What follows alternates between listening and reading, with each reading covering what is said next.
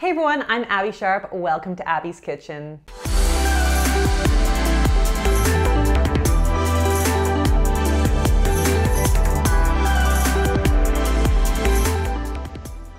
Today we'll be taking a look at TikTok sensation and lifestyle YouTuber Emily Mariko. But first, let me tell you about my sponsor, Ritual. First of all, I'm not pregnant anymore and I'm finally finished breastfeeding, but I know how many of you are trying to conceive, are already pregnant, or recently postpartum, and you're looking to maintain your health during this new phase of life. I know the supplement world is really overwhelming, but I like Ritual's prenatal because, first of all, it's third-party tested and has 12 high-quality nutrients like methylated 4th generation folate, vegan B12, D3, and omega-3. Ritual is all about focusing their multivitamins on the nutrients you actually need rather than just throwing in everything but the kitchen sink. And they're really transparent about where they source their nutrients from and why, as well as their environmental impact. So for example, they use 100% recycled material in their packaging and their mailers are made from recycled newsprint and plant fibers. Their multi is also vegan, gluten-free, allergen-free with no colorants, added sugar, additives, or unlisted ingredients. And these ones have a delayed release capsule design. They also have a regular multivitamin for men and women, a 50+ option, a postnatal option, and one specifically for teens. But it's super convenient because they just deliver it to your door as part of a subscription. So even when you're having super mom brain, you won't run out. So if you want to try it out, you can use my promo code and check out the link in my description to get 10% off of your first 3 months of Ritual. All right,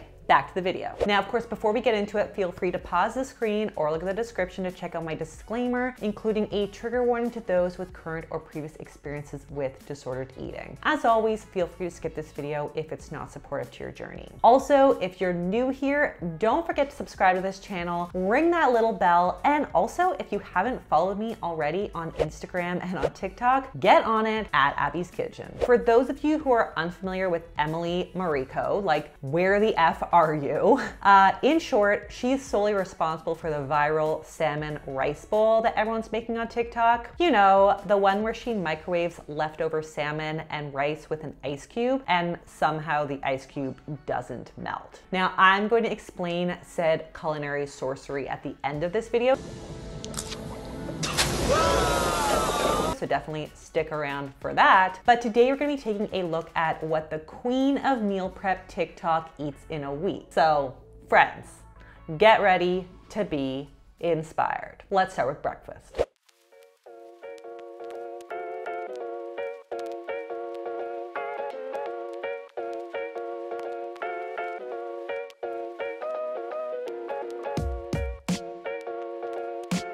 That is my style. Okay, fun fact, all my boys, husband included, love something that my son E has coined candy avocado, where we basically just pour balsamic glaze on an avocado and then eat it with a spoon. It does, in fact, taste like candy. It's so good. As we can see from this example, Emily's go-to breakfast is usually some kind of avocado toast. So she's either keeping it simple with like a little salt and chili flakes on top, or she will top it with a sunny side-up egg dressed with some arugula and balsamic glaze, as we just saw. In either case, I love that we're getting some healthy fats from the avocado. We got carbs from the toast and fruit on the side. And obviously I'm partial to the addition of the egg, which will also add in some satiating protein. But if she's not feeling the egg, she could get her protein fix here with like a little side of Greek yogurt or maybe like a protein shake on the side. Other days she does pesto eggs or like a cheese, ham, and egg combo. So clearly she's a savory breakfast gal, and she does love her eggs, which is great because they're a nutrient-rich source of protein and vitamins A, D, E, folate, iron, and zinc. Now, full disclosure, this video was not sponsored by the egg farmers, but I do some ambassador work with them, so I am well versed on the research on eggs. But I often do get asked if it's okay to eat eggs this often in a week. In short, we used to think that foods rich in dietary dietary cholesterol, like eggs, significantly raised blood cholesterol. But we now know that that's not really a huge concern because blood cholesterol levels are so tightly regulated in the body. One very large international meta-analysis with almost 200,000 people found no association between egg intake and blood lipids, mortality, or major cardiovascular events. And one study specifically on folks with prediabetes and type 2 diabetes found that eating 12 eggs per week was not even associated with an increased risk of heart disease. So the American Heart Association currently recommends an egg a day for most people, or 2 eggs a day for folks who have other dietary limitations like older individuals or vegetarians. In other words, if you love your eggs, which it sounds like Emily does, you can definitely include them regularly any way you like. Okay, let's take a look at her lunches.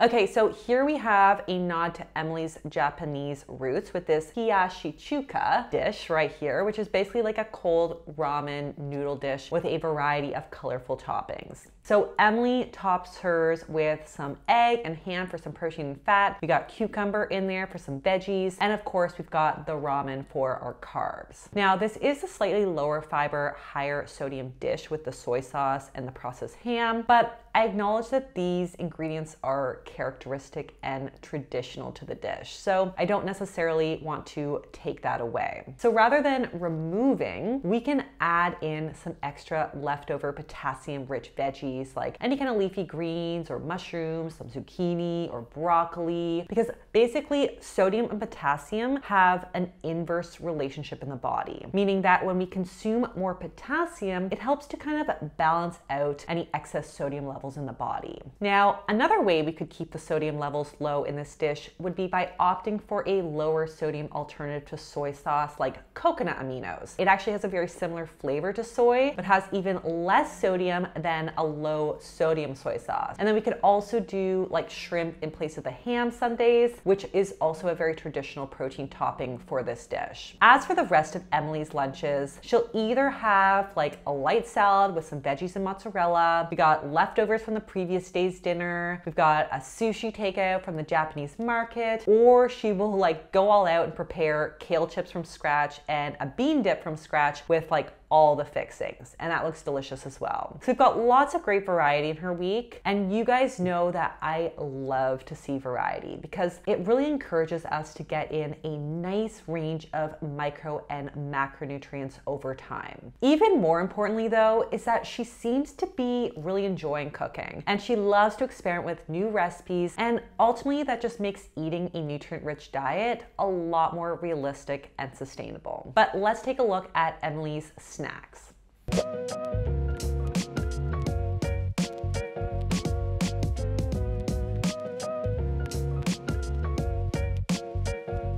Okay, so Emily's go-to snacks are usually some kind of fruit. In this case, we've got nectarines, peaches, and a pluot, which are some of my favorites. And then she's got a side of a carrot with some bitchin sauce. Bitchin'.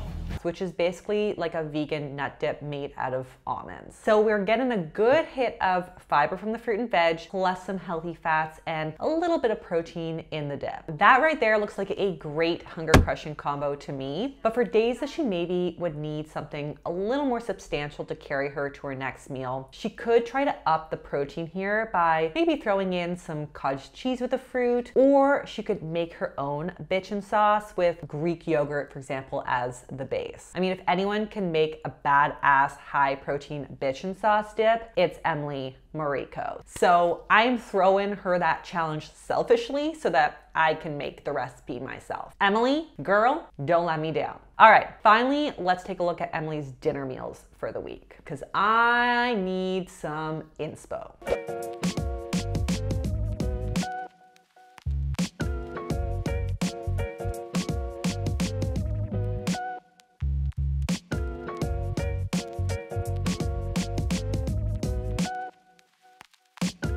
I am such a sucker for a simple sheet pan dinner, and this combo screams balanced, easy weeknight meal. Easy, breezy, beautiful. So we're getting some protein and healthy fats from the salmon. We got veggies from the broccoli and carbs from the potatoes with a little bit of extra fat and flavor from the Parmesan cheese for good measure. Easy, flavorful, balanced, and nutrient dense, which seems to really be the running theme with the majority of Emily's meals. Other than the sheet pan meal, we've got some zoodles with pesto and sausage one night. We got like beef teriyaki with rice and cucumber salad. We got the hodgepodge of leftovers, as she calls them, or we've got a burger and fries from a restaurant. So again, I want to just say that I really appreciate the variety here, but also the reality that even a food vlogger doesn't want to cook every meal from scratch every single day. People ask me all the time in my weekly AMAs if I cook dinner every single night, and every time I give them a big fat hell no. Leftovers are great, but honestly, it's also totally okay to order in or take out or go out for a meal as well when your week looks as colorful and nutrient dense as this. So I'm seeing such a beautiful variety in Emily's meals with like tons of healthy fats and different proteins and colorful produce that there's absolutely room for a burger and fries and really whatever other convenient staples would make getting a balanced meal on the table realistic and sustainable for her. Let's be real. We are coming up to New Year's here, which is generally when a lot of people make these hardcore resolutions to like meal prep and cook everything a la minute from scratch every single day of the week. But guess what? That typically results in us burning out and we are back to eating cereal for dinner every single night by Valentine's Day. It's a thing. I love that this video is packed with amazing meal inspo, but if cooking isn't your jam, I don't want anyone walking away from this thinking that this level of domestic goddessry is necessary for good health. It's more than okay to pick up a rotisserie chicken and like a bag of pre-washed salad for dinner, or to have oatmeal from a packet 5 days of the week. Making small, manageable changes are way more powerful than going balls to the walls on the meal prep and then burning out. With all that said, what are my thoughts on Emily's diet? Well, based on our calculations, Emily's eating roughly 1,500 to 1,600 calories a day, which is probably on the lower end of where I would expect her needs to be. But of course, these are all just estimations. Now, if that were the case, I would probably try to add in maybe another extra snack in the mix. So possibly something with a little extra protein, since her fruit snack is a little bit more carb heavy. And that way we'd have a really nice spread of macros throughout the day. Having said that, I really don't get the impression that Emily's like intentionally restricting any calories, foods, or food group. I've seen her eat bread here. I've seen her add oil to the pan, and I've seen her eat white ramen noodles without any kind of moral disclaimers about it being a cheat or bad or whatever. Nor did I hear any of her meals come accompanied by any kind of pseudoscience claim. Honestly, it feels like it's been a pretty good day over here for me. What I'm ultimately saying is that if these portions feel good and satisfying to Emily, then that works for me too. Now, I also think that it's quite apparent that Emily has a passion for home cooking and meal prep, which is associated with increased food variety and diet quality. Now, the only thing related to diet quality from this week of meals that I would flag is that her calcium and iron did look a little bit low. And it's not that she's not eating high iron or calcium rich foods in her diet. I mean, we saw some great options in there like spinach, beans, red meat, broccoli, and fish for iron, and things like cheese and dark leafy greens for calcium throughout the week. But she may just want to kind of rejig her portions to prioritize these types of food more often. We could also add like a source of iron to her fruit snack with maybe some nuts, seeds, dark chocolate, or dried apricots, since pairing iron-rich foods with vitamin C from fruit will also help to enhance the iron absorption as well. And we could add in like some yogurt, milk, or fortified milk at breakfast or snack, and some edamame, tahini, or calcium set tofu for lunch and dinner for our calcium. Pro tip here, folks, look for the words calcium chloride or calcium sulfate on the ingredient list of your tofu to ensure that you're getting the higher calcium choice. All that said, I really get the sense just from watching this video and also her TikTok that Emily's food choices are really gonna vary day to day, week by week, depending on what she feels like and maybe what ingredients she has on hand. So my bet is that over the course of like a few days or weeks, Emily is roughly hitting all of her needs. So my comments here are largely just for inspiration and education, not out of actual legitimate concern. And that's because she's not intentionally limiting or restricting any particular foods. The best diet is always a varied diet, not one that's meticulously planned out and repeated day to day. And I really think that Emily's doing an amazing job inspiring all of us to get creative ourselves as well. As for the ice cube hack, I did promise you your little chemistry class for the day. Yes, science!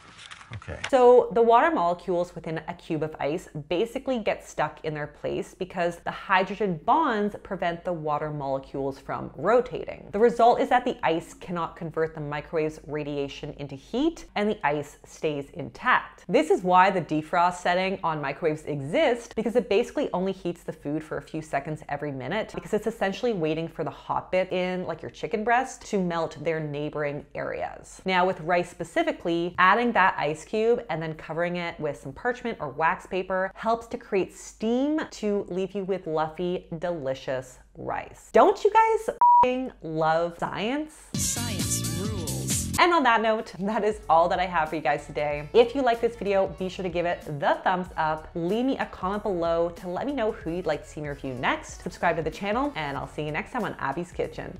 Bye.